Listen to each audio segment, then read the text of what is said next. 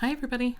It's Tiana Dodson, and I'm here to talk about relative fatness versus absolute fatness.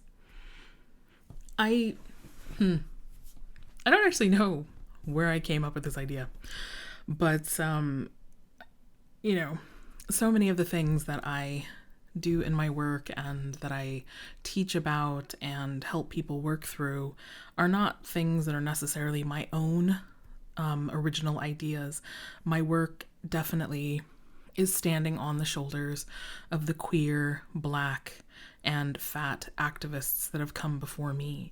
And though I don't know all their names or their histories or what their significant achievements were, I know that I'm not the first, I'm not the only, and God forbid I be the last.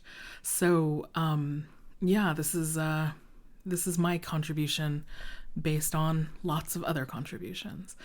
And it was something that sort of came from a person asking me, am I fat?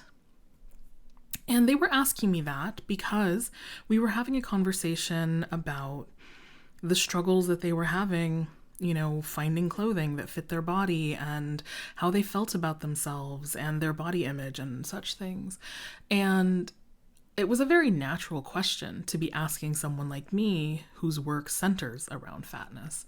So I didn't find it a ridiculous question because I don't think that there's any such thing as a stupid question, because you don't know what you don't know. And I really appreciate that this person who asked me this question felt comfortable enough to ask me such a vulnerable question. So, in response, I told them about my theory of absolute fatness versus relative fatness, or relative fatness versus absolute fatness. And this is how I describe these two terms.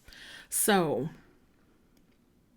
the difference between relative fatness and absolute fatness, these two terms, relative and absolute, come from the world of mathematics in some ways. And basically, my borrowing wholesale of these have to do with kind of how these sort of experiences work.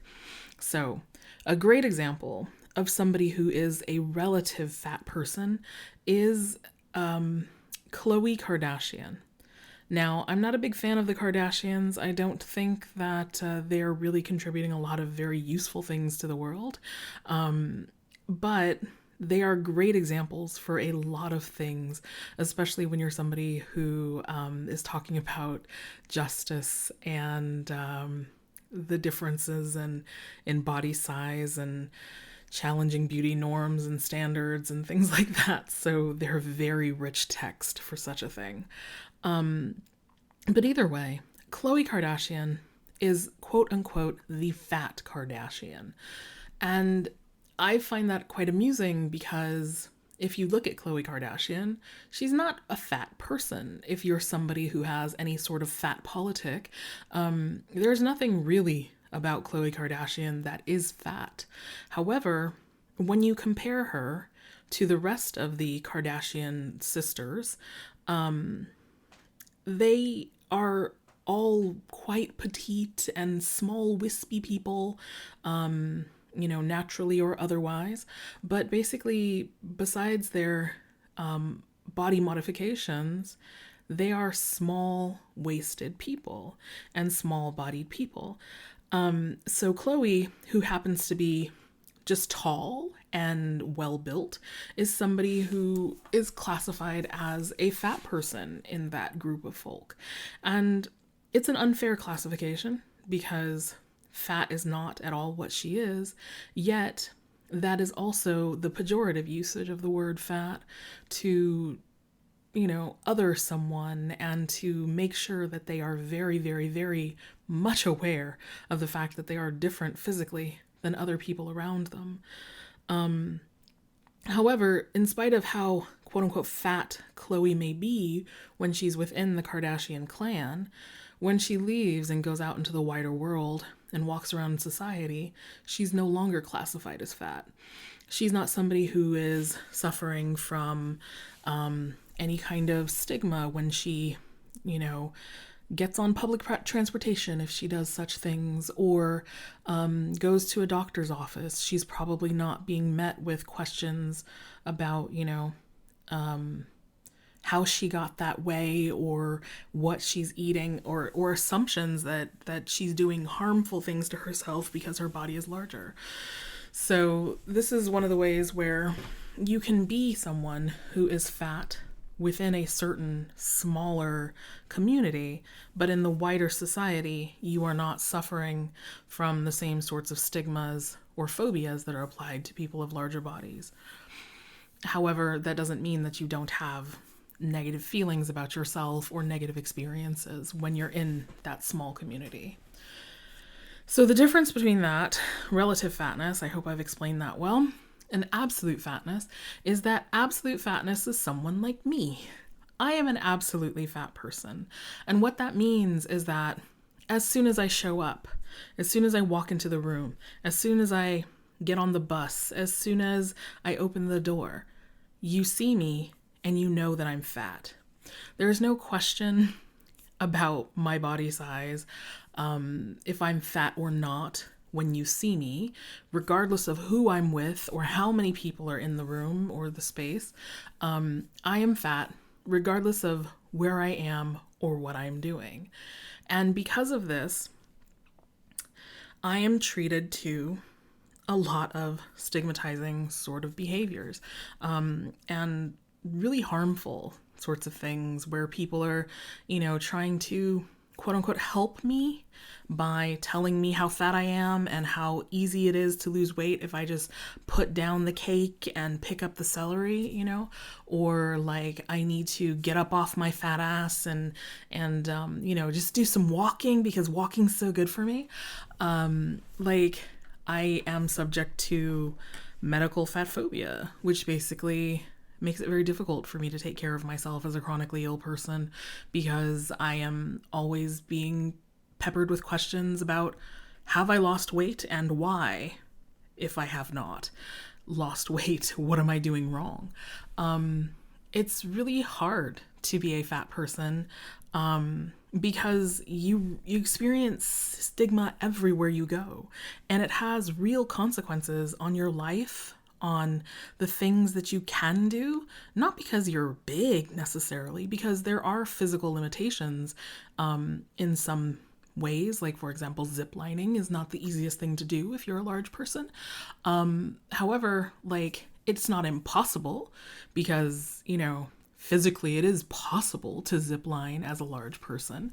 But most zip lines are not designed for people above a certain weight. And that's the problem. The problem with being a fat person and being an absolute fat person is access. Most things are not designed with you or your body in mind, or the way your body functions. Yoga is something that's very popular these days, but the fact of the matter is that yoga was is a physical practice and a lifestyle that was created for Brahmin men in India who happened to have certain types of bodies.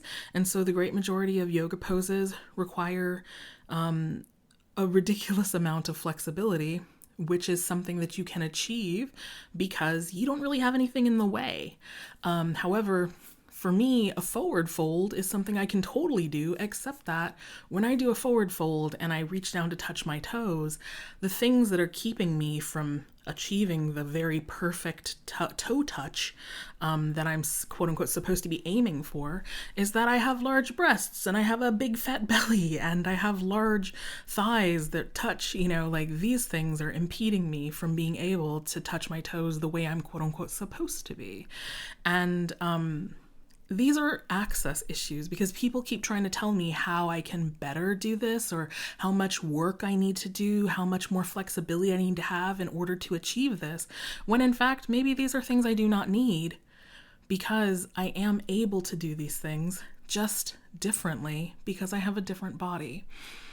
So when you're an absolute fat person, The stigma's coming at you from all directions. You are constantly being either told that you cannot be accommodated or flat out not being accommodated. And this is the biggest difference between relative fatness and absolute fatness. Relative fatness means that maybe you have a shitty experience in one area of your life and an experience and interaction. Absolute fatness means you are more than likely to have shitty experiences kind of everywhere you go and with everyone and everything you do. And that's the shitty part. That's the really shitty part. So this is not to say that fat phobia and weight stigma, diet culture, and the worship of thinness does not harm relatively fat people. It's something, these systems are things that harm all of us, regardless of what our bodies look like. However, people who are absolutely fat, especially people who tend to be on the larger end of absolute fatness, we are being affected more than anybody else. And that's why the work needs to be centered on the absolutely fat, not on the relatively fat. So yes, you might be fat, regardless of what your body actually looks like. But if you're someone who is only relatively fat versus being absolutely fat, then your work is to make the world a better place for the absolutely fat. Because once you make the world a better place for the absolutely fat of us out there, the world becomes a better place for all of us. So, thanks for listening. I have been Tiana Dodson. Bye now.